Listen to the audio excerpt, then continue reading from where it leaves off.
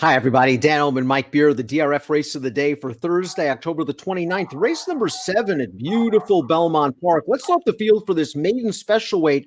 We're going 7/8 of a mile for fillies and mares. Only a field of 6, but a pretty competitive bunch going out for some top connections and some real nice pedigrees as well. You can learn more about those pedigrees, those trainers, and their important trainer stats by downloading free Formulator past performances for this race on the Race of the Day event page, DRF.com.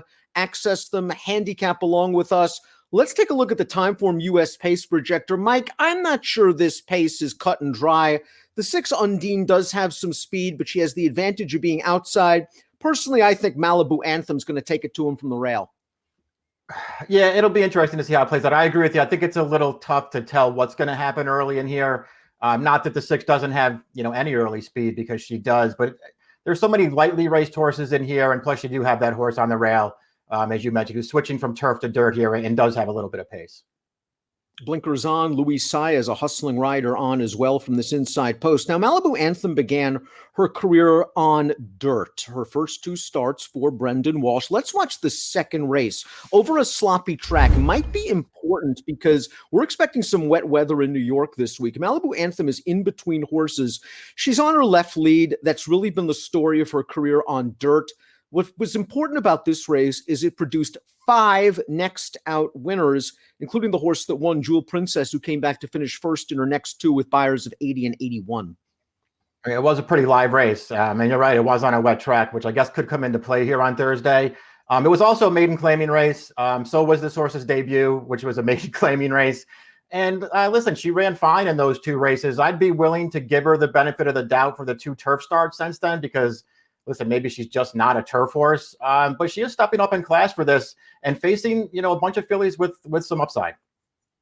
We do like turnbacks at 7, however, and Tommy Albertrani having a really nice meet so far at Belmont Park. The 2 is Seaside Retreat. We haven't seen this horse in almost a year, and she just caught a very promising filly in her one and only start as a 2-year-old. Lake Avenue won for Belmont, and then came right back to win the Grade 2 Demoiselle with an 82 buyer speed figure. That was a short field in typical Shubin-Gahey first-time starter fashion. This filly didn't show much speed, but she showed a little bit of late life behind that runaway winner. Lasix on for Shug. It'll be interesting to see what we get off the bench.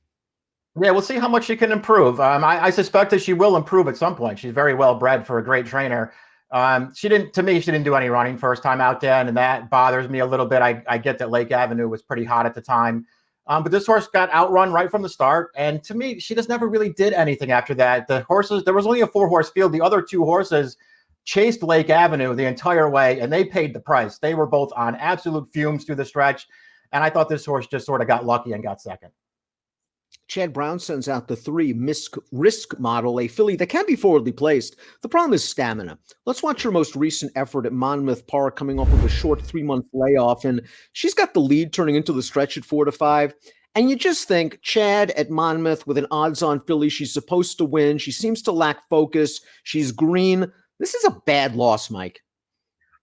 That's what I think. I mean, the pace, in her defense, the pace was pretty fast in this race, and she was closest to it. She wasn't on the lead, but she was closest to it before she took over around the second turn there. So maybe that's an excuse, and she is turning back for this race, which I think could help her. On the other hand, I agree with you. I think she's probably supposed to win there. The horse that ran her down, and I know that the horse came from way out of it with a perfect setup, but that horse is just not very good at all. I think that was a bad loss for this filly, and it just makes me wonder how good she is. Trainer Bill Mott has the next 2 entrants in the race. The 4, Tactical Move. The 5, Barista Vixen. Tactical Move is the 8-5 favorite on David Aragona's morning line, and she's a beautifully bred filly. Her damn game face was a very good sprinter, and Tactical Move just ran like your typical Bill Mott trained first-time starter, just kind of an even performance. She was making up a little bit of late ground, and she's taken to improve second time out. Yeah, I didn't think she ran poorly at all first time out. There was a little bit of a buzz around her leading into that debut too, as though that she could run a little bit. She took some money in that race, and she got away last from the gate after that. I think you're 100% right. It was just sort of an even performance. They kept her behind horses for a long way, took her clear in the stretch. I thought she raced on pretty well. I thought that was maybe a little bit of an underrated performance and one that she could really move forward off of.